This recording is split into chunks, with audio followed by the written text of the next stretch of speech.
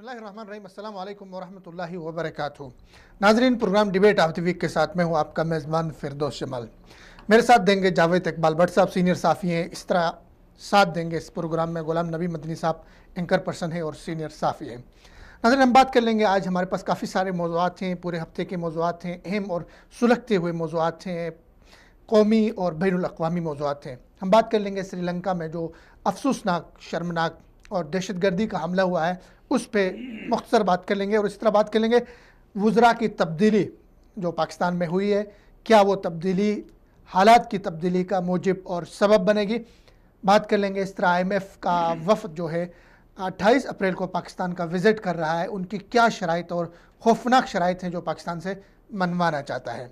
इस तरह बात करेंगे पाकिस्तान में दहशतगर्दी के लिए, बलूचिस्तान के अंदर दहशतगर्दी के लिए ईरान की सरजमीन इस्तेमाल हुई है। वज़ीर ख़ारजा ने प्रेस कॉन्फ्रेंस की, उसका पस मंज़र और पेश मंज़र पर हम बात कर लेंगे। इसी तरह बात करेंगे भारतीय जेलों में मुसलमान कैदियों पर तशद्दुद और ज़बरदस्ती हिंदू मत कबूल करने के लिए दबाव, प्रेशर और जुल्म और बर्बरियत। बात कर लेंगे काबुल में पाकिस्तान का जदीद तरीन हॉस्पिटल, वो हॉस्पिटल कैसा है और पाक अफ़गान रिलेशन किस तरफ जा रहे हैं, इस पे बात कर लेंगे। बट साहब खुशामदीद प्रोग्राम में। मदनी साहब खुशामदीद आपको भी।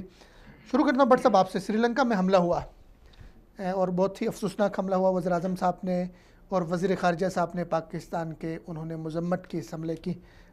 तो इस हमले को आप इस पर क्या कहना चाहेंगे? ये तो सुबह बड़ी ब्रेकिंग न्यूज़ आई है कि आज जो मसीहों का ईस्टर दिन था, तो ईस्टर दिन के त्यौहार के ऊपर गिरजाघर पे और कुछ रेस्टोरेंट में जो है ये धमाका किया है। तो उस टाइम तो उसकी तादाद जो थी वो उनको बढ़ती अब जो है 200 से तजावज़ कर गई है और 500 से ज़्यादा ज़ख्मी हो गए हैं। तो पाकिस्तानी गवर्नमेंट ने, वज़ीर आज़म ने और दूसरे जितनी भी सरकारी गवर्नमेंट और वज़ारत ख़ारजा ने उनके से इज़हार ताज़ियत भी की है। और उसके साथ उन्होंने फौरी तौर पे जो है या वहाँ पे डॉक्टर जावेद अकरम साहब हैं जो उसके पाकिस्तानी वफ़द के साथ 3 रुकनी वफ़द जा रहा है जो DNA टेस्ट करेगा जाके उनकी वो जो वहाँ पे वो लाशें हुई हैं उनके तावन करने के लिए पाकिस्तान ने अपना वफ़द डेलीगेशन चला गया फौरी तौर पे वो चला गया ताकि वो जो नशे हैं उनकी वो शनाख्त की जाए।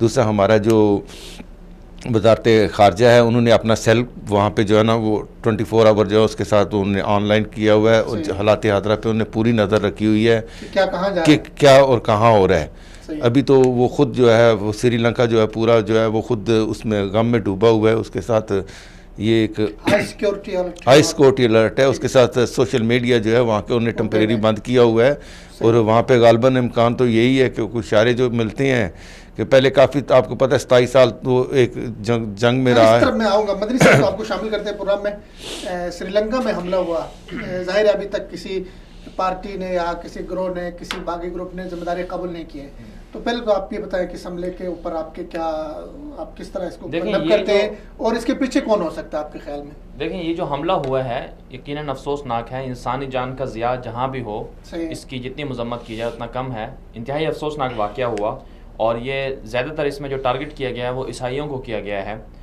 इस वाक़े के मुहर्रिकात को समझने से पहले श्रीलंका की जो एक सूरत हाल है उसको समझना ज़रूरी है।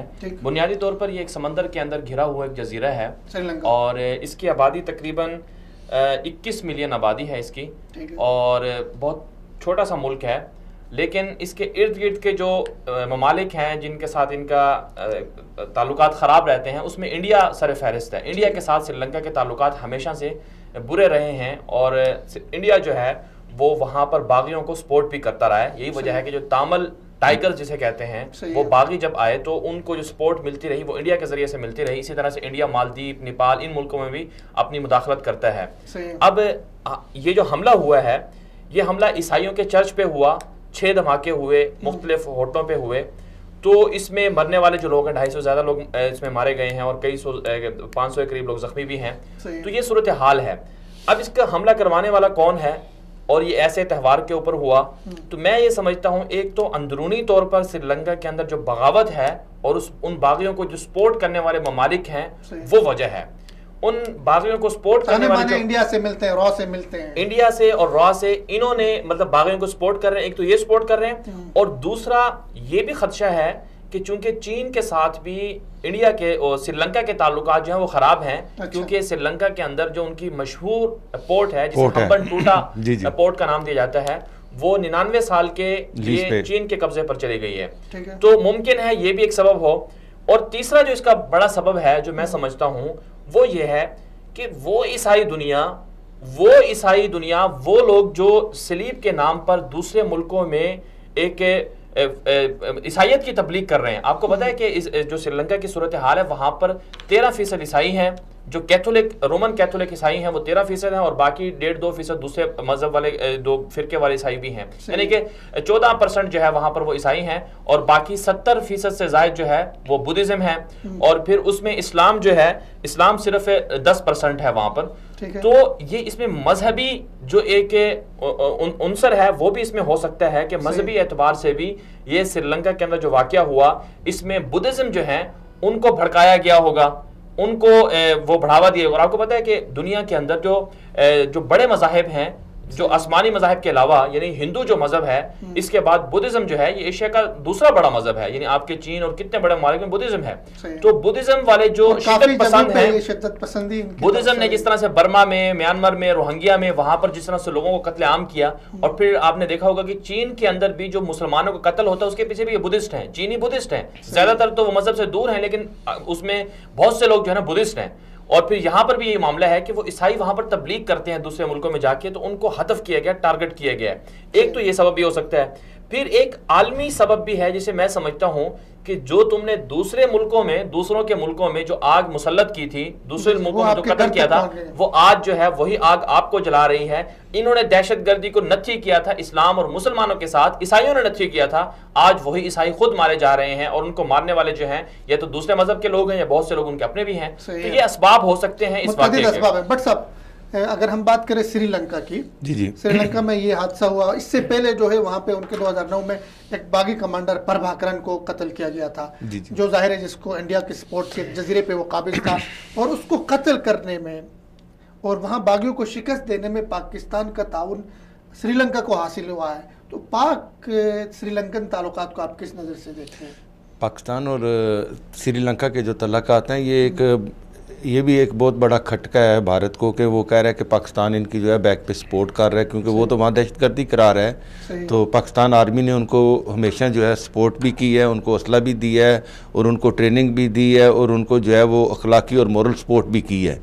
तो अभी भी देख लें, वाक़या होने के बाद भी पाकिस्तान ने फौरी तौर पे जो है मजम्मत की है, और शदीद मजम्मत की है, और फौरी तौर पे जो है वो अपनी इस वाक़े की पाकिस्तान ने मजम्मत की, और पूरी पाकिस्तानी कौम जो है श्रीलंकन जो मुतासिरीन है उनके साथ है, उनकी हुकूमत है, उनके साथ खड़ी है। और हम भी दहशतगर्दी की मजम्मत करते हैं। दहशतगर्दी कहीं भी होती है दुनिया के किसी भी कोने में जिसमें मासूम लोगों को निशाना बनाया जाता है, वो काबिल मजम्मत है। और इसके साथ साथ भारत का जो किरदार है इस खित्ते के अंदर अमन व आशिकी को ख़त्म करने के लिए, अमन व आशिकी को चैलेंज करते हुए, उस किरदार पे भी सवाल उठने चाहिए, और उस पर भी आलमी मीडिया को बात करनी चाहिए। बट साहब, वज़रा की तब्दीली हुई, आपके लिए मुबारक हो, नए वज़ीर आ गए। वज़ीर, आपको बड़ा इतराज़ था असद उमर साहब पे, तो इस तब्दीली को वज़ारत ख़जाना तब्दील हुई, उसके साथ वज़ारत तलात भी तब्दील हो गई, बड़ी बड़ी वज़ारतें, बड़े पूरी रीशफल हो गई है पूरी उनकी। तो इस तब्दीली को आप किस नज़र से देखते हैं कि ये तब्दीली कौम के हक़ में, मुल्क के हक़ में बेहतर है कि नहीं है?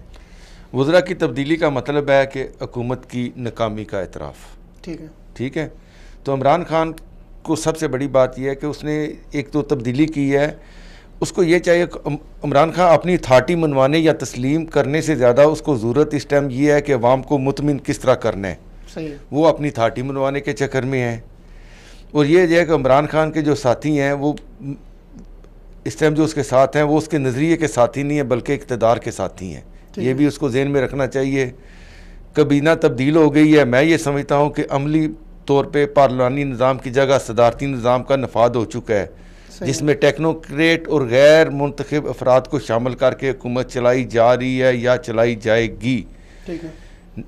और इसकी सबसे बड़ी जो नालायकी कह लो, या इस तरीके इंसाफ की जो सबसे आप इसकी एक और नाकामी, एक तो माली तौर पे, एक दूसरी है कि इसने नज़रियाती पार्टी के मेंबरान और आला तरीम याफ्ता अपने सूबाई असम्बली के मेंबर हों या कौमी असम्बली को, उनको उसने खुडे लाइन लगा के इसने वो टेक्नोक्रेट लिए हैं। अब तो पूरी इसकी कैबिनेट रीशफल हो चुकी है। अब उसने सारी सपोर्ट उन टेक्नोक्रेट से ले ली है या उन अफराद से ले ली है जो गुज़श्ता दौर में जिनके खिलाफ ये कहते थे कि जी पीपल्स पार्टी ने मुल्क के तबाह किया 10 साल में, या नून लीग में। अक्सरियत अभी इसके पास जो 9 वज़रा हैं वो पीपल्स पार्टी के हैं। इसी तरह इनके पास जितनी वो टीमें हैं वो सारी दोनों पिछली गुज़श्ता अपने जो अदवार में गुजरी हैं, नून लीग और पीपल्स पार्टी है। अच्छा, इमरान खान की एक सबसे बड़ी जो है इसकी नाकामी की वजह असद उमर जो है, ये खुद असद उमर को डिक्टेट कर रहा है। असद उमर के साथ उसने वो उसको फ्री हैंड नहीं दिया।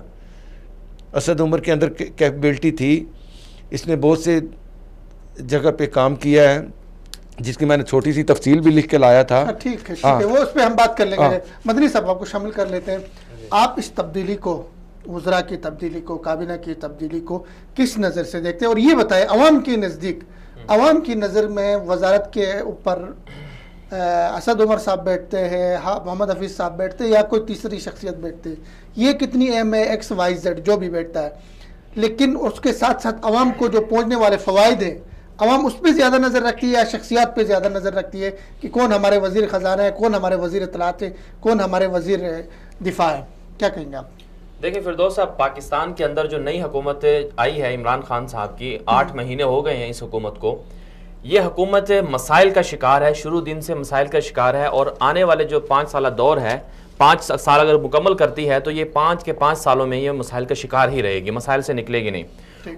उसकी बहुत सी वजूहात हैं। एक तो ये कि आपका सिस्टम जिस बुनियाद पर या जिन बुनियादों पर खड़ा है, वो सिस्टम जो है वो इस मुल्क के साथ मेल नहीं खाता है, वो इस मुल्क का सिस्टम नहीं है। और इसके सिस्टम को चलाने वाले जो लोग हैं, अंदर की जो ब्यूरोक्रेसी वाले लोग हैं, वो लोग ठीक नहीं हैं। वो लोग, उन लोगों के हाथ सिर्फ और सिर्फ अपनी जेब को भरना है, उन लोगों के हाथ सिर्फ और सिर्फ अपना मफाद अजीज है, वतन का मफाद अजीज नहीं है। अब इमरान खान साहब की जो हुकूमत आई है, इसमें आपने देखा होगा कि इन्होंने बाहर से बंदे भी लाए हैं, ठीक है, दूसरी जमातों के बंदे भी हैं, मजबूरी है उनकी, क्योंकि सिस्टम इसके बगैर आप चल नहीं सकते हैं, आपकी हुकूमत नहीं आ सकती है। अगर नवाज शरीफ साहब की हुकूमत दोबारा होती तो उनके साथ भी वही लोग होते। तो अब ये जो वज़रा की तब्दीली हुई है, लेकिन भट्ट साहब तो कह रहे थे सदारती निज़ाम की तरफ बढ़ रहे हैं, और सदारती निज़ाम आपका फेवरेट निज़ाम है। सदारती निज़ाम में मैं बात करता हूँ। ये जो तब्दीली हुई है, मैं इस पे ये कहना चाहता हूँ कि ये तब्दीली एक लिहाज से यूं अच्छी है कि जिस वजीर ने कारकर्दगी नहीं दिखाई आपने उसको मुअत्तल कर दिया, बहुत अच्छी बात है। लेकिन इस एतबार से गलत है कि आपने ऐसे वजीर को मुंतखब क्यों किया जो इस काबिल ही नहीं था कि वो कारकर्दगी दिखा पाता। ठीक है, एक एतबार से अच्छी भी है और एक एतबार से इसमें कुछ खामी भी है। अब जो नए वज़रा आए हैं, नए वज़रा से मेरे ख्याल में जो पूरी की पूरी ये तब्दीली हुई है, उसमें बुनियादी वजह जो थी ना, वो वजारत ख़जाना थी, और उसी को हटाना था, क्योंकि असल वजह वही थी, क्योंकि आपका जब तक इकॉनमी का मसला हल नहीं होगा उस वक्त तक आपके मसाइल हल नहीं होंगे। अब ये जो नया बंदा आया है हफीज शेख, मैं इस पे बात करना चाहता हूं। ये हफीज शेख ठीक है, पाकिस्तानी है, नेशनलिटी इसके पास पाकिस्तानी है, और पाकिस्तान के अंदर भी काम कर चुका है, लेकिन ये बुनियादी तौर पर ये बंदा पाकिस्तान के मफादात या पाकिस्तान की सलामती या पाकिस्तान के अवामी मफादात, मैं समझता हूं कि उसके मुताबिक ये फैसले नहीं कर पाएगा। अच्छा। उसकी वजह यह है कि हफीज शेख ने छुट्टी के दिन भी ऑफिस में था, और छुट्टी के दिन में ऑफिस में हो, ये वो बंदा है। आप मुझे ये बताएं कि आप IMF के पास जाते हैं, ये वो बंदा है जिसने आसिफ अली जरदारी को बजट बनवाने में किरदार अदा किया, और उनको IMF से जो पैकेज है वो दिलवाए इस बंदे ने। मुशर्रफ दौर में भी इन्होंने IMF से पैकेज दिलवाए। तो जो बंदा जिसका सारा इन्हिसार IMF के पास हो, भाई आप मुशीर खजाना हैं, आप माहिर इकोनॉमिस्ट हैं, तो आपके पास ऐसे वसाइल या ऐसे जराए होने चाहिए कि आप मुल्क के अंदर मुल्की वसाइल के ऊपर आप कहें कि मैं बजट बना के दिखाता हूं। बाहर से कर्जे लेकर, बाहर से IMF के पास जाकर और उनकी शराइत पे जाकर आप कर्जे लें मुल्क को, और फिर वो सलामती खतरात हो, खतरनाक बात है। मैं समझता हूं बंदा ठीक नहीं है। इस तब्दीली के अमल को अगर हम देख ले, मसलन एक वजीर है वो कारकर्दगी नहीं दिखा रहा है, 5 साल आपके ऊपर मुसल्लत भी रहा और उसने मुल्क की मईशत के इकॉनमी का बेड़ा गर्क कर दिया, उसके बाद जाके लंदन में इलाज के सिलसिले में बैठा हुआ है, वो ज़्यादा अच्छा है या मतलब, और एक वो है वजीर है उसने कारकर्दगी नहीं दिखाया, उसको फारिग किया। इस दोनों अमल को आप किस तरह देखेंगे? सर पहले ये बात है ना, अब हम करते हैं मौजूदा हाल पे बात, वो हो गया माजी, ठीक है, माजी ये एक अच्छा आगाज नहीं है, अच्छी तब्दीली नहीं है कि अगर एक कारकर्दगी नहीं दिखा रहा है। मसलन असद उमर साहब इमरान खान साहब के बहुत करीबी थे, उसके इलेक्शन कंपेन चलाया, लेकिन कारकर्दगी नहीं दिखाई। खान साहब ने ये कहा कि भाई जो वजीर मेरे मुल्क के मफाद में नहीं है उसको फारिग कर लेते। सर मैं ये बात कर रहा हूँ कि असद उमर साहब तो इमरान खान का नाक भी था, कान भी था और ज़ुबान भी बन गए थे, ठीक है। लेकिन बात आप कर रहे हैं इसाक डार साहब की। जब तक इसाक डार तक इस मुल्क में रहा था, जब तक वो यहाँ से नहीं भेजा गया, जिस तरह भी भेजा गया है, भिजवाया गया है, पाकिस्तान की इकानमी भी ठीक थी, मैशत भी ठीक थी, हर चीज़ ठीक थी, डॉलर भी 98 पे था। सर देखें सर, मैं इत्तेफाक सर मैं आपको बताता हूँ सर मेरी बात इसाक डार पे ले लेंगे, उसके बाद आगे नहीं। मैं मेरे ख्याल में इसाक डार ने कोई मुल्क को चार चांद नहीं लगाए हैं, और जो उनकी सारी कहानी है वो आज हम भुगत रहे हैं इसाक डार की। मैं तो उस पर यही समझता हूँ कि इसाक डार कोई इतना कामयाब मसनूई तौर पर आपके बजट को जो पाकिस्तान के अंदर सारी चीजें आई हैं वो मसनूई चीजों से जरिए से आई हैं। इसमें मेरे ख्याल में सर मैं बाहर से कर्जे लेकर, ठीक है सर जी ठीक है सर, आप नाम 1947 से कर्जे ले रहे हैं, कर्जों का मसला नहीं है, उसका देखें कि कर्जे इस्तेमाल कहाँ हुए हैं, ठीक है ना। अब हमने 11,000 नून लीग ने मैं आपको सर अर्ज कर रहा हूँ ना, आपने जो कर्जे लिए हैं उसके अंदर 11,000 मेगावाट पाकिस्तान ने बिजली बनाई है, नवाज शरीफ के दौर में बनी है। एक सर सुनते जाओ सर बात सुनो सर 1,800 सर सुनो सही ना, 1,800 किलोमीटर का अपना किलोमीटर हाईवेज बनी है, ठीक है। सेहत तलीम भी बनी है।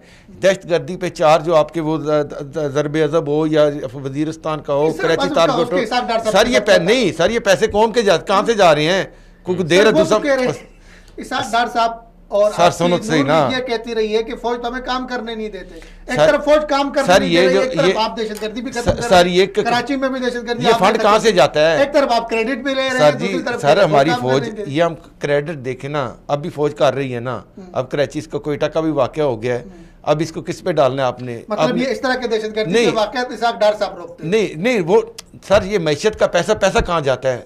जंग आती, जंग अभी खुदा न खास्ता, अगर खुदा न खास्ता पाकिस्तान से जंग हो जाती, अच्छे हॉस्पिटल बनाए कितने वहां सर जी बहुत बड़ी लिस्ट है इनकी। मैं ये बता रहा हूँ कि 1,800 किलोमीटर हाईवेज बन गई है पाकिस्तान के अंदर।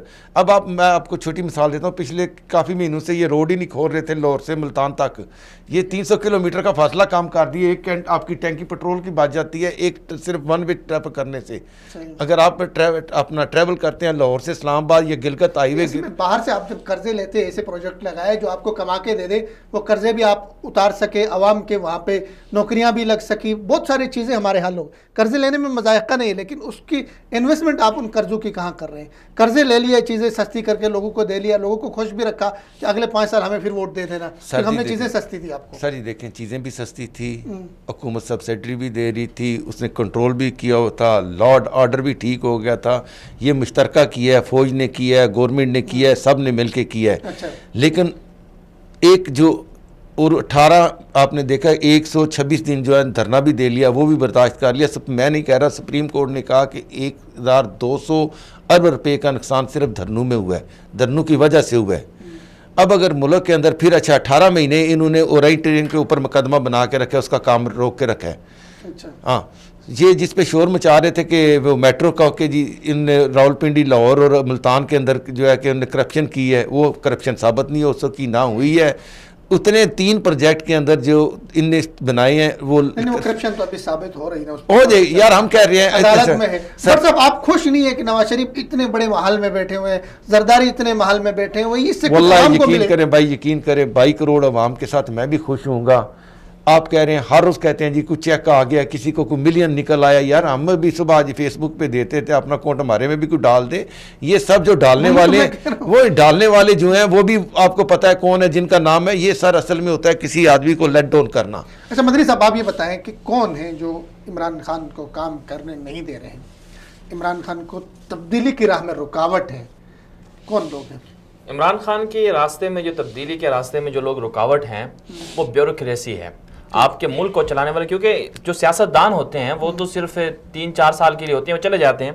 ब्यूरोक्रेसी जो सेक्रेटरीज जो होते हैं, सेक्रेटरीज और डिप्टी सेक्रेटरीज, ये जो सारे अंदर के जो लोग होते हैं पूरे जो वजारतों को चलाते हैं, वो लोग असल में रुकावट हैं मुख्तलिफ। और वो जो मसला ये है पाकिस्तान के अंदर, मैं आज एक बात करना चाहता हूँ कि पाकिस्तान के अंदर जो मौजूदा सियासी निज़ाम है, इसमें मौजूदा जो पार्टी निज़ाम है, ये बिल्कुल गलत निज़ाम है। यानी मुस्लिम लीग नून एक जमात है, उसने पाकिस्तान की अवाम को तकसीम कर दिया। पीपल्स पार्टी एक जमात है, उसने पाकिस्तान की आवाम को तकसीम कर दिया, एक धड़े को अपने साथ मिला लिया। पीटीआई एक जमात है, उसने अपने साथ एक जमात को मिला लिया, अपने साथ एक लोगों को कर लिया। और अब ये क्या होता है, ये जो सियासी निज़ाम है इसमें पीपल्स पार्टी 5 साल नून लीग को खींचेगी, एक दूसरे को खींचते रहते हैं। ये जो सियासी निज़ाम है, फिर इसके अंदर जो ये पार्टी वाला निज़ाम है, ये कतई पाकिस्तान के लिए गलत है। और यही निज़ाम असल वजह है हमारे मुल्क की तबाही का, और यही निज़ाम असल वजह है हमारे सिस्टम को ना चलने देने का। आपको पार्टी वाइज जो पार्टियां हैं इस पर पाबंदी लगानी होगी, या फिर इनको कंट्रोल करना होगा। होता क्या है, होता यह है कि आप वजारत खजाना के सेक्रेटरी को देखें, उसके जो झुकाव है, नजरियात है, मुस्लिम लीग नून के हैं, ठीक है। अच्छा जी, आप वजारत दिफा के किसी बंदे को देखें, उसके झुकाव पीपल्स पार्टी की तरफ है, और जो आपके बाकी मिनिस्ट्रीज हैं वो उसका झुकाव पीटीआई की तरफ है। तो जब आपके अंदर वाले जो लोग हैं वो एक एक पार्टी के साथ मुख्तस हो जाते हैं, उनकी तरफ झुकाव रखते हैं, तो इसका मतलब ये हो गया कि उनको पार्टी अजीज है, उनको शख्सियत अजीज है, उसको मुल्क अजीज नहीं है, उसको 22 करोड़ अवाम अजीज नहीं है। इसलिए मैं समझता हूं ये जो सियासी निज़ाम है यही असल रुकावट है इमरान खान के रास्ते में, और यही जो पार्टी वाला सिस्टम है, यही जो अंदर से जो ब्यूरोक्रेसी वाले जो लोग हैं, ये रुकावट है। आप मुल्क के अंदर पार्टी का सिस्टम जो है वो खत्म करें, पार्टियों को खत्म करें, आप बरहरास्त इलेक्शन में हिस्सा लें, हर बंदा बरहरास्त इलेक्शन में हिस्सा ले। इसमें हम बात करें, ये देखें मैं भाई की बात है, देखें भाई, देखें जज्बाती हो रहा है, उसके असल में इसको दर्द है पाकिस्तान का, हर पाकिस्तानी की तरह इसका सबको दर्दमंद होना चाहिए। वो इसका कहने का मकसद सिर्फ इतना है, वो ये सदारती निज़ाम की वमायत में बोल रहे हैं या कह रहे हैं, ना तो कायदे आज़म ने कहा था, ना हमारे पाकिस्तान के एनिमी है, इसका बड़ी मुश्किल से पाकिस्तान का आइन और कायदे आज़म कोई हरफ आखिर थोड़े हैं। कायदे आज़म ने ये थोड़ा कहता जो मेरी बात होगी आपने वही माननी है, बाकी नहीं माननी आपने। सर एक निज़ाम के तहत पाकिस्तान बना था ना, जमहूरी निज़ाम के तहत, जमहूरी तहत का हमने पाकिस्तान किस लिए लिया था, जमहूरी निज़ाम के तहत ही आया था ना, तो हमने जंग लड़ के तो नहीं लिया था। सवाल बन के सवाल करता हूँ, एक वजीर है, वो इलेक्शन लड़के आता है, जी जी, जाहिर है उसके पास पैसे है, मसलन जहांगीर तरीन की बात कर रहे थे या किसी एक की, वो तो जाहिर है भी वजीर नहीं है, लेकिन उसकी मिसाल में देता हूँ, उसके पास पैसा भी है, बैकग्राउंड है, सियासी खानदान उसका है, वो इलेक्शन लड़के आता है, लोगों के वोट पैसे खर्च करके आता है, खांबे लगा के आता है, सड़कें बना के आता है, जो भी आता है। अब वो इस अहल नहीं है कि उसको जो है मुल्क के किसी बहुत बड़े मनसब पे बैठाए, उसकी बजाय आप एक ऐसे आदमी को जो टेक्नोक्रेट है या वो मुंतखब करने आया है, उसको लगाने में क्या मजायका है अगर वो मुल्क के मफाद में हो। सर आपकी बात तो बड़ी ठीक है, पाकिस्तान के अंदर बहुत जो है ना अच्छे वेल एजुकेटेड, इससे तो फिर आपका मतलब है कि आपसे किसी यूनिवर्सिटी में चले जाओ, आपको वहाँ से PhD डॉक्टर मिल जाएंगे, वहाँ आपको डॉक्टर ले आओ जो आप बच्चों को पढ़ाते हैं, जो लॉ की डिग्रियाँ देते हैं, वो भी हमारे प्रोफेसर हैं। फिर ऐसे करें प्रोफेसरों को मुल्क दे दो, वो मुल्क चला लेते हैं। उसके लिए भाई चलाने के लिए बहुत चीज़ें होती हैं। अगर तरीके इंसाफ जो है इसने बहुत से अच्छे नौजवान बच्चों को टिकटें दी हैं, ठीक है, कि जिन जो अला तलीम जाते हैं, जी मैं उसका बता रहा हूँ, मेरा सका भतीजा जो है, इसका भतीजा है वो MP है, क्या नाम है तरीके इंसाफ का, PP15 रावलपिंडी से, उसकी उम्र 32 साल है। उससे पहले वो 26 साल, जब 26 साल का तब भी उसने तरीके इंसाफ से इलेक्शन लड़ा था, 2000 वोट से आ रहा था, जबकि 39,000 वोट लिया था। अब 18,000 वोट से उसने उसी शख्स को शिकस्त दी है।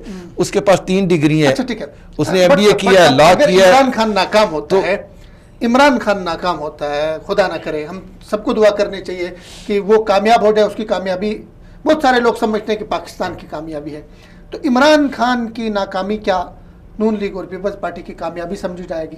नहीं जी, मैं पिछले 40 साल दौर का एहतसाब नहीं होगा। सर यकीन करें, मेरी भी ख्वाहिश है, क्योंकि हम पाकिस्तानी हैं, हुब्बुल वतन मिनल ईमान, वतन से मोहब्बत ईमान की निशानी है। और हमें चाहे हम रियासत के जो है ना, हम रियासत चाहते हैं कि हमारी रियासत तो होगी, पाकिस्तान भले फूले, पाकिस्तान भले फूले अवाम के साथ चलेंगे, ठीक है ना। हुकूमतें क्या 2 साल होगी, साल होगी, 3 साल बाद चली जाएंगी, हम किसी की मुखालफत करेंगे, कल पता लगे ये दोबारा दूसरी पार्टी में चले गए हैं। अब जैसे आप देखें, इनके पास 9 वजीर हैं, नून लीग के पास पिछली दफ़ा मुशर्रफ दौर के 35 वजीर थे, 35 जो है वो उनमें जो शामिल रहे थे। इसी तरह पीपल्स पार्टी में ये आते जाते रहते हैं। ये वो लोग होते हैं जिनका काम ही सिर्फ इक़्तिदार के मनसब पे रहना है, उनको ये नहीं है कि हुकूमत किसकी आ रही है, किसका, इनका हदफ ये होता है कि हमने इक़्तिदार में रहना है। हमारा जो अवाम की जो आम पाकिस्तानी है ना, मतलब ये कि इमरान खान वजीरों को, इमरान खान दो काम छोड़ दे, इमरान खान 2 काम छोड़ दे। वो जो उसने जितना बोलना था ना इलेक्शन से पहले जो बोल चुका है ना, उसके ऊपर सिर्फ 10% अमल कर दें ठीक है। और आज सिर्फ एक्शन ले, ज़बान से ना बोले, क्योंकि वो जितना वो कहता है वो उतना होता नहीं है, तो लोग उससे ज़्यादा मायूस हो रहे हैं। नीचे असल में सारे बैठे हुए नून लीग नहीं जान सर जी कुछ भी नहीं है। अच्छा आगे बढ़ते हैं। IMF के खौफनाक शराइत, मदनी साहब आप इस हवाले से काफ़ी लिख भी चुके हैं, बोलते भी हैं आप। IMF पाकिस्तान के दौरे पे उनका वफद आ रहा है, तो क्या शराइत हो सकती है जो पाकिस्तान के लिए ख़तरनाक हो सकती है? IMF की क्या पॉलिसीज़ हो सकती है जिनसे हमें बचना चाहिए, हमारे मुल्क को बचाना चाहिए? देखिए, IMF को जो बनाया गया था, IMF के बनाने का मकसद ये था कि दुनिया के मालियाती निज़ाम को कंट्रोल किया जाए। मालियाती निज़ाम में अगर कहीं पर कोई ख़राबी है तो मशवरे दिए जाएं और सपोर्ट फराम की जाए, मदद की जाए। ये इसके बड़े बड़े हदफ में से एक है कि दुनिया की ये मालियाती माशी निज़ाम ममालिक के उनको कंट्रोल करता है, उनको समझाता है, मशवरे देता है, उनकी मदद करता है। बज़ाहिर ये हदफ है, लेकिन पसे पर्दा इनके जो अहदाफ हैं वो इंतहाई ख़तरनाक हैं। IMF जब से बना है, इसने जिन जिन ममालिक के मालियाती निज़ाम में मुदाखलत की, या जिस मुल्क ने IMF के पास जाके कर्जे लिए या उनसे मशवरे लिए, वो उस मुल्क की मईशत आज तबाही के दहाने पर खड़ी हुई है।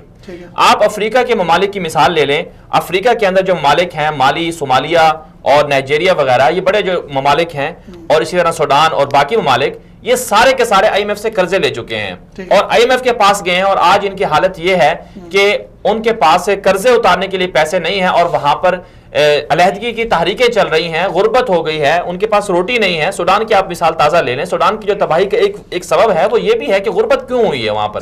लीबिया के अंदर क्यों गुर्बत हुई है और ट्यूनिस के अंदर अरब बहार क्यों आई है, ये सब IMF के नीचे लगे हुए थे। अब सवाल यह है कि पाकिस्तान के साथ जो IMF के मामलात हैं, ये 1980 के बाद से चल रहे हैं। पाकिस्तान इनके साथ जाता है, मामलात करता है, कर्जे पहले ले चुका है पाकिस्तान, गालिबन 6 से ज़ायद जो है वो इनसे बेल आउट पैकेज भी पाकिस्तान ले चुका है। तो हर पैकेज के साथ, हर गुजरते दिन के साथ IMF की जो शराइत है पाकिस्तान के लिए इंतहाई खतरनाक है। मसलन मुस्लिम लीग नून का दौर ले लेते हैं। इन्होंने IMF से जाके पैकेज लिया, पैसे लिए, शराइत क्या रखी? शराइत ये रखी कि आपने बिजली को नून का कहकर बट साहब की तरफ नहीं, वो बात कर रहे हैं। अच्छा, मुस्लिम लीग नून के दौर में जब इसहाक डार साहब ने जाके उनसे वो लिए, तो उसमें शराइत ये रखी गई कि आप बिजली को इतने फीसद महंगे करेंगे तो आपको इतना रेवेन्यू मिलेगा, गैस पर इतने टैक्स लगाएंगे, बढ़ाएंगे तो आपको इतना रेवेन्यू मिलेगा। ठीक है, जब आपने बिजली को महंगा कर दिया, आपकी फैसलाबाद की इंडस्ट्रीज बंद हो गई। जब आपके फैसलाबाद की इंडस्ट्रीज बंद होगी तो आपके यहां जो चीजें बननी होती थी, जो बाहर भेजी जाती थी, वो खत्म हो गई। ठीक है, उसके असरात ये हुआ कि आपकी बाहर जो एक्सपोर्ट है वो बंद हो गई। जब आपकी एक्सपोर्ट बंद हो गई तो आप बाहर की जो बाहर से इंपोर्ट कर रहे हैं उन पर इंहिसार करने लग गए। अब भी यही हो रहा है कि IMF ने कहा कि आप डॉलर को ऊपर लेके जाएं, और इस वक्त डॉलर 140-141 पे चल रहा है। और IMF का जब बजट बनेगा 2 महीने के बाद, तो ये जो बजट बन रहा है अभी, और इसमें मुझे खदशा ये है कि 150 से ऊपर डॉलर जाएगा बजट से पहले। ये IMF की शर्त है। और इसके बाद एक और शर्त ये है कि जिस तरह से 80% टैक्स, मजीद 80% गैस बढ़ाने का कहा है, तो गैस भी बढ़ाई जाएगी, बिजली भी बढ़ाई जाएगी। तो ये बुनियादी जो पेट्रोल, बिजली, गैस और डॉलर, ये 4 बड़े बड़े अनासिर हैं कि इनको महंगा करने की IMF शराइत लगाता है। ठीक है, इनमें इजाफे करने से, इनको बढ़ाने से क्या होता है कि अवाम बराह रास्त मुतासर होती है, अवाम पे बोझ जाता है। जब अवाम गरीब हो जाती है, अवाम पे बोझ जाता है, फिर अवाम क्या करती है? सड़कों पर निकलती है। फिर अवाम क्या करती है? वज़ीर आज़म हाउस के बाहर धरना देती है। फिर अवाम क्या करती है? जिस तरह फ्रांस से उन्होंने जाके गले से पकड़ के बादशाह को उतारा था 18वीं सदी के आखिर में, इसी तरह फिर वही सूरत हाल होती है जो सूडान के अंदर उमर बशीर के साथ हुई है। ये IMF का खतरा है। ठीक है, एक बात मैं और भी करना चाहूंगा।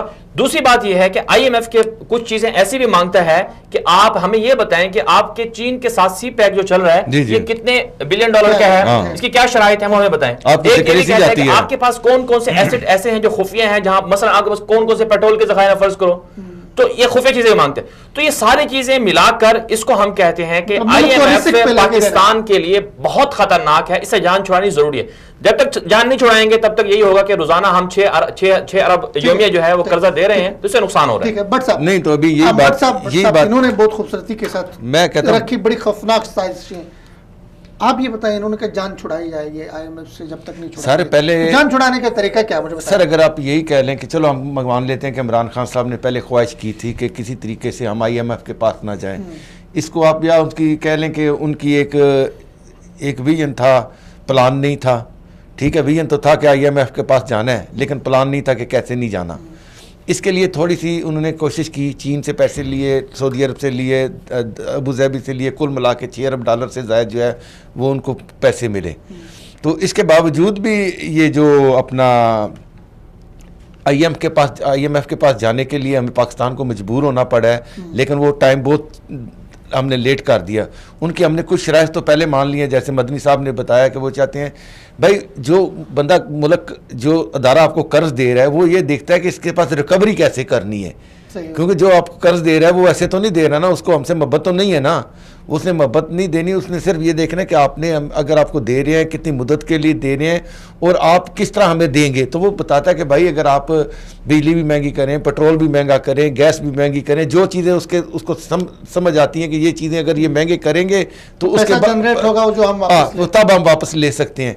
अब तो भाई ने अभी तो थोड़ी और वजाहत करनी थी, वो ये भी बता रहे हैं कि अभी जो अगर हम पैकेज हमारा डील हो जाता है तो हमने अगले 2 साल तक इस रुपये को 180 रुपये पे लेके जाना है।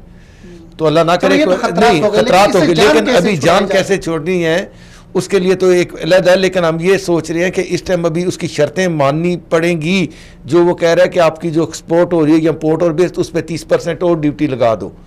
वो भी एक खौफनाक शर्त है। इस टाइम हालत ये है कि बंदे ना इम्पोर्ट कर रहे हैं ना एक्सपोर्ट कर रहे हैं, वो सिर्फ ये इंतज़ार कर रहे हैं कि मुल्क के अंदर इस टाइम जो है ना सकूत सा आया हुआ है। सनतकार जो है वो ये नहीं समझ रहे कि हमने किस भाव पे जाना है और रुपये का उनको पता नहीं है, गैर यकीनी कैफियत है। तो अब हमारी दुआ है कि अल्लाह करे वो जो पेट्रोल निकलना है तो इस पे अगर आप दोनों मशवरा देना चाहिए कि जान कैसे छुड़ाई जा सकती है, जान कैसे छुड़ाई जा सकती है IMF से, इस पे मैं 2-3 बातें करता हूँ। 3 बड़ी चीजें इमरान खान साहब अगर कर लेना तो IMF से हम जान छुड़ा सकते हैं। पहली सबसे बड़ी चीज ये है कि आपकी जो मईशत है वो दस्तावेजी नहीं है, आप उसको दस्तावेजी शक्ल में तरतीब दें कि आपके मुल्क में कितने बड़े बड़े मगरमच्छ हैं, उनके पास कितना कितना उनकी जायदाद है, कितना कितना पैसा है, आपको ये पता होना चाहिए। मईशत को दस्तावेजी कर लें। दूसरा बड़ा काम इमरान खान साहब यह करें कि मुल्क के अंदर से जो बड़े बड़े मगरमच्छ हैं, जो टैक्स नहीं देते हैं, टैक्स चोर हैं, उनका पूरा का पूरा एक जिस तरह से निजाम जब मुरतब हो जाएगा तो उनसे वो पैसे लें, उनसे टैक्स पूरी की पूरी वसूली करें। अभी जैसे ये असद उमर का जो 8 महीने का दौर था, इसमें उन्होंने टैक्स 200 जो है अरब तकरीबन जो टैक्स की वसूली में कमी हुई है, टैक्स सही तरह से वसूली नहीं हो सके हैं। और तीसरा बड़ा काम ये करना है कि करप्शन को रोकना है। जिन लोगों ने करप्शन की है उनको सजाएं दें, उनको सजाएं दें, उनको सजाएं देकर उनसे पैसे वापस निकलवाएं। और साथ साथ चौथा एक काम इमरान खान साहब ये भी कर लें कि जो मनी लॉन्ड्रिंग होती है 10 अरब डॉलर की सालाना मनी लॉन्ड्रिंग होती है, 10 अरब डॉलर की मनी लॉन्ड्रिंग को इमरान खान साहब रोक लें तो इसका मतलब ये होगा कि पाकिस्तान IMF के पास नहीं जाएगा, मुल्क के वसाइल से, मुल्क के अंदर से बजट भी बनाएगा। सर आपने ये बड़ी अच्छी बात की, मैं थोड़ा सा इजाफा कर दूं भाई के साथ बस 1 सेकंड के लिए। पाकिस्तान की जो इकानमी है उसमें 60% जो है ना वो जो ये इम्पोर्ट एक्सपोर्ट होती है वो गैर कानूनी तरीके से होती है, उसका कोई हिसाब किताब नहीं है। उंडी हवाले के सर सब हो रहा है और अभी ये छापे मार रहे हैं। ये FIA को अगर फुल अख्तियार दे दें कि भाई जितने इस टाइम अभी आपने देखा है बहुत से जगहों पे ये उंडी और इसका कारोबार रुक गया है, अब आप देख रहे हैं कितने पैसे रिकवर भी हो रहे हैं किसी से, और ये बहुत ज़्यादा इस पर अमल करें तो इसमें कोई, लेकिन ये अभी आप देखें कि वो कह रहे हैं कि इसको दस्तावेज़ात में करें, यकीन करें कि ये बहुत लंबा प्रोसेस कर देते हैं। NTN बनाने में, वो उसका करने में, क्या नाम है, सेल टैक्स लगाने में। मैंने अपना वो एक काम शुरू किया है, अभी 4 महीने हो गए, पेपर ही नहीं कंप्लीट हो रहे। ये पाकिस्तान का निज़ाम बहुत लंबा कर देते हैं। तो इसके लिए निज़ाम बेहतर करने के लिए हर चीज़ पे अगर आपका लाइसेंस है, आपका आर्म लाइसेंस है, आपके पास गाड़ी है, आपके पास घर है, आपके पास कोई भी चीज़ है, वो आपके ID के नंबर पे आनी चाहिए। आपका ID नंबर डाले, पता लग जाएगा डिजिटल करे सारे सिस्टम, बंदे के पास जायदाद क्या चीज़ है। सही है, ठीक है, बहुत शुक्रिया। आगे बढ़ते हैं। वज़ीर आज़म साहब ईरान के दौरे पर हैं, उससे पहले एक दिन पहले वज़ीर ख़ारजा साहब प्रेस कॉन्फ्रेंस कर रहे हैं और बता रहे हैं कि ईरान की सरजमीन पाकिस्तान में दहशतगर्दी के लिए इस्तेमाल हो रही है। इस सब को आप कैसे देख रहे हैं? देखिए, वज़ीर आज़म इमरान खान साहब का ये दौरा है ये कोई ताल्लुकात को बेहतर करने के लिए या कोई इस तरह का कोई ऐसा दौरा नहीं है जिस तरह से उन्होंने सऊदी अरब के साथ अपने जो कोई बड़े बड़े मुआहदात किए हैं। इस दौरे के दौरान कोई पाकिस्तान के वज़ीर आज़म ईरान से कोई बड़े मुआहदे करने नहीं गए हैं। ईरान पाकिस्तान की क्या मदद कर सकते हैं? ईरान तो खुद गरीब है, मफलूकुल हाल है, वहाँ लोग मर रहे हैं, सैलाब आता है तो उनको बचाने के लिए कोई रास्ता नहीं है। तो ये एक बुनियादी तौर पर एक कुछ इदारा था, तंजीम बनी हुई थी, उसके तहत जा रहे हैं और उसी दौरान जो है इमरान खान वहाँ के जो लोग हैं, ओहदेदार हैं, खामनाई वगैरह, उनसे मुलाकात करेंगे, रूहानी वगैरह से। तो ये दौरा एक बुनियादी तौर पर वैसा है और फिर उसके बाद इमरान खान चीन जाएंगे। तो इसलिए इस दौरे को ज्यादा कोई फोकस नहीं करना चाहिए कि कोई बहुत बड़ा दौरा है और ये वो। और साथ में मैं ये समझता हूँ कि ईरान की जो बदमाशियां हैं पाकिस्तान के अंदर, उन बदमाशियों पर भी वज़ीर आज़म कुछ उनको बताएंगे जाके कि आप लोगों ने ये बदमाशियां की हैं। और मैं ये समझता हूं कि पाकिस्तान के अंदर जो तखरीबकारी होती है, जो दहशतगर्दी होती है, जो बदअमनी होती है, उसमें 3 मुल्क जो हैं वो मुलव्विस होते हैं बराह रास्त, बिल वास्ते के साथ, यानी कि बगैर किसी वास्ते के वो मुलव्विस होते हैं। उसमें एक ईरान होता है, एक इंडिया होता है और उसके साथ जो है तीसरा मुल्क जो अफगानिस्तान की कठपुतली हुकूमत है जो उनके इशारों पर नाचती है, वो इस्तेमाल होती है। अब जो वजीर खारजा की जो प्रेस कॉन्फ्रेंस हुई है, ये प्रेस कॉन्फ्रेंस बहुत अच्छी है। इसको आज से 10 साल पहले होना चाहिए था। पाकिस्तान को बताना चाहिए था 5 जुलाई 1985 को, जब 13 पुलिस कोयटा के लोगों को, 13 पुलिस वालों के सर काट कर इन ईरानियों ने कोयटा के खंभों पर लटकाए थे, चौकों पर लटकाए थे और जो बच्चियों के साथ, खवातीन के साथ रैप किए थे, रेप के जो वाकयात हुए थे, ये सारे के सारे जो इनकी बदमाशियां थी, ये बहुत पहले एक्सपोज हो जानी चाहिए। फिर कलभूषण का मामला हुआ, उसमें हम खामोश है, इतना बड़ा उसको हमने नहीं बनाया। ईरान को हमने वो एक सेफ मार्जिन दे दिया और फिर साथ साथ जो बाकी जो कराची के अंदर टारगेट किलिंग के वाकयात हुए और फिर जो कल आदम सिवाय मोहम्मद के पिछले हफ्ते जो दहशतगर्द पकड़े गए हैं। अब जो मैं समझ रहा हूं आने वाला जो दौर है, अब पाकिस्तान ईरान के साथ क्या करना जा रहा है।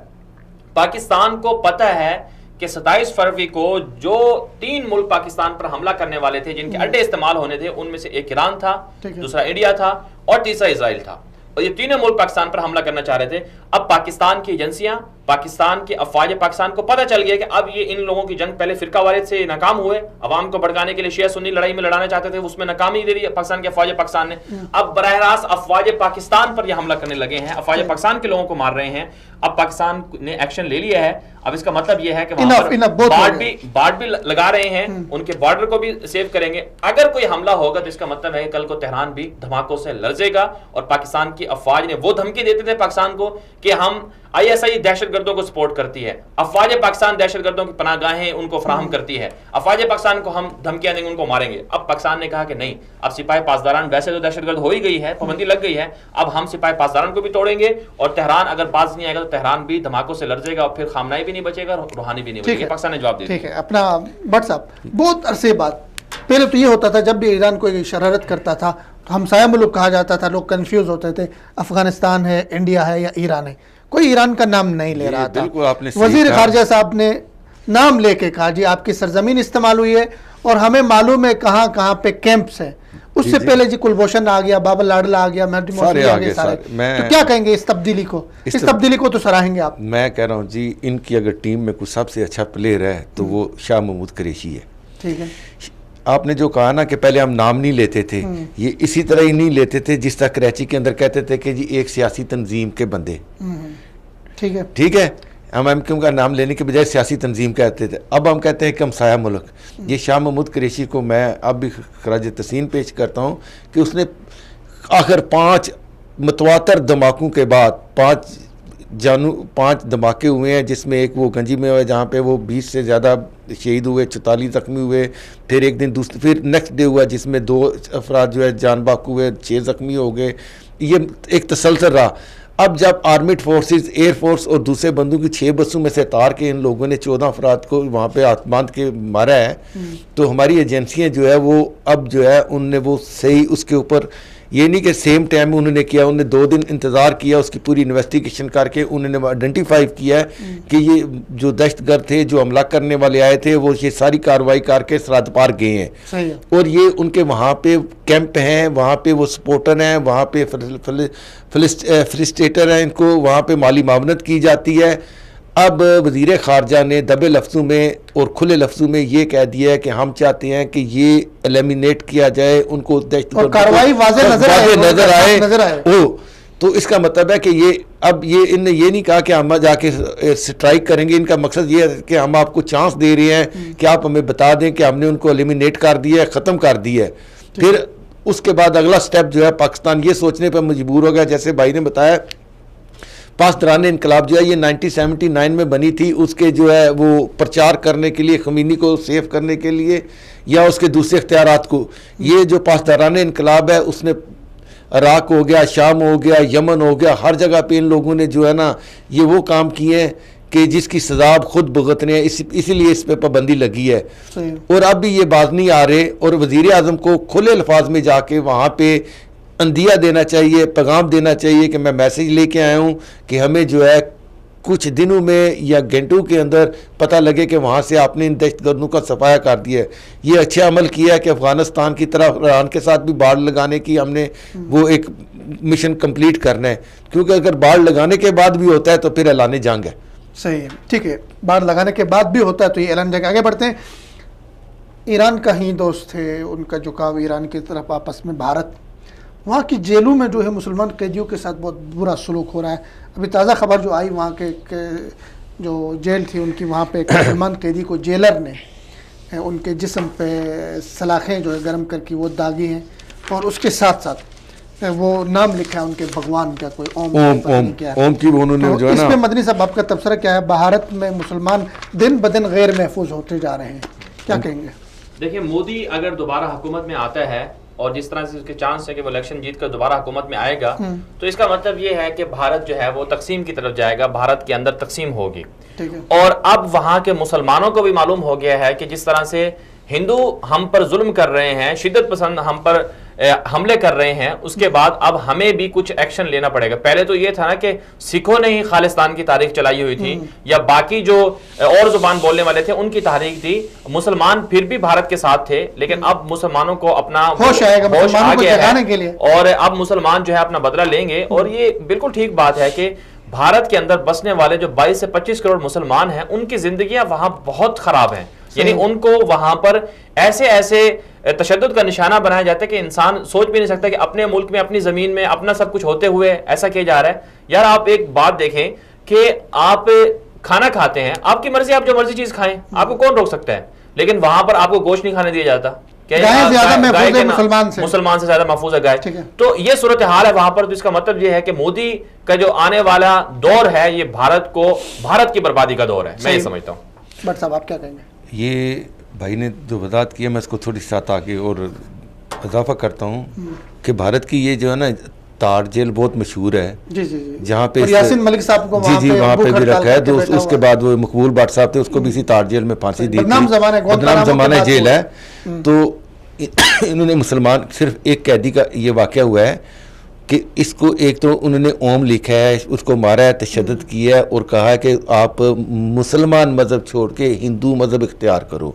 अब ये उन्होंने मुसलमानों को कहा कि अगर अपने इंडिया में रहना है तो आपको हिंदू मज़हब कबूल करना है या आपने यहाँ नहीं रहना। उनके लिए दो उन्होंने अल्फाज वाज़ह कर दिए हैं।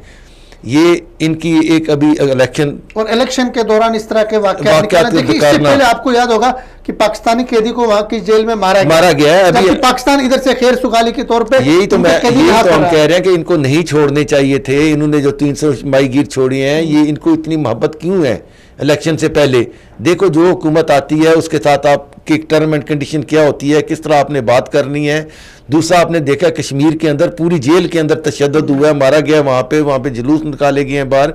अब सबसे बड़ी एक और अपने, मुझे तो वो कल का बहुत गुस्सा भी है और उससे हमदर्दी भी है, अपना ये यासीन मलिक साहब को, जिसकी हालत बहुत ख़राब हो चुकी है, जेल में रखा हुआ है। और गुज़श्ता 10 साल से इसकी मिशाल मलिक जो उसकी बेगम पाकिस्तान में उसकी शादी हुई है और वो इस अरसे में सिर्फ 60 दिन उनके साथ नहीं है। कल तो वो टीवी पर रो पड़ी थी, ऐलान किया था कि मैंने जाने का, और उसने कहा कि मुझे उन्होंने खबरदार किया है कि ये तुम्हारी आखिरी ज़िंदगी की सालगिरह है। तो उसने बहादुर खतून ने कहा कि मैं जो है बच्ची भी उसके साथ 7 साल की मीडिया में दिखा रहे हैं। उसने ऐलान कर दिया कि मैं जा रही हूँ भारत। तो उसने कहा कि मैं दाता दरबार जाके भी दुआ करूँगी। तो मेरी बहन, हम तुम्हारे लिए कल मस्जिद नबी में दुआ करके आए हैं, हम तुम्हारे साथ हैं, हमारी दुआएं आपके साथ हैं। तो इंशाअल्लाह ताला पूरी कौम पाकिस्तान की दुआएं आपके साथ हैं और इंशाअल्लाह ताला बहुत अच्छे दिन आने वाले हैं। कश्मीर की आज़ादी इंशाअल्लाह ताला नसीब में लिखी जा चुकी है इंशाअल्लाह। तो वहाँ जो भारत जेलों पे जो कुछ कर रहा है दुनिया को, अगर ये किसी हिंदू के साथ, किसी ईसाई के साथ पाकिस्तान की किसी जेल में होता तो सारी दुनिया चीखती है, लिबरल माफिया चीखता है, इस पर सारी हुकूक इंसानी की तंजीमें बोलती, लेकिन इंडिया में हुआ है, मुसलमान के साथ हुआ है, इसलिए सब खामोश है। आगे चलते काबुल में अफ़गानिस्तान और पाकिस्तान के ताल्लुकात ज़ाहिर है हमारे जो है खूनी रिश्ते हैं, तारीख़ी रिश्ते हैं, सकाफ़ती रिश्ते हैं। काबुल में पाकिस्तान ने एक जदीद हॉस्पिटल का इफ्तिताह किया, मीडिया पे बड़े चर्चे, आप क्या कहेंगे? देखें, पाकिस्तान और अफगानिस्तान के जिस तरह से आपने भी जिक्र किया कि ताल्लुकात एक तारीखी हैं, यानी कि मैं ये समझता हूँ कि पाकिस्तान अफगानिस्तान है और अफगानिस्तान पाकिस्तान है, यानी इसमें जो सरहदी जो एक लाइन है वो महज ऐसे बराए नाम है शनाख्त के लिए, वरना पाकिस्तान और अफगानिस्तान में कोई फ़र्क नहीं है। दोनों ममालिक की आवाम को एक दूसरे के करीब पहले भी हैं और वो अपने आप को एक दूसरे का दूसरा वतन समझते हैं। अब ये जो अस्पताल खोला है, 24 मिलियन डॉलर इस पे लागत आई है, बड़ी भारी रकम है। जी बिल्कुल। और इसके अलावा एक और अस्पताल भी ज़ेर तामीर है।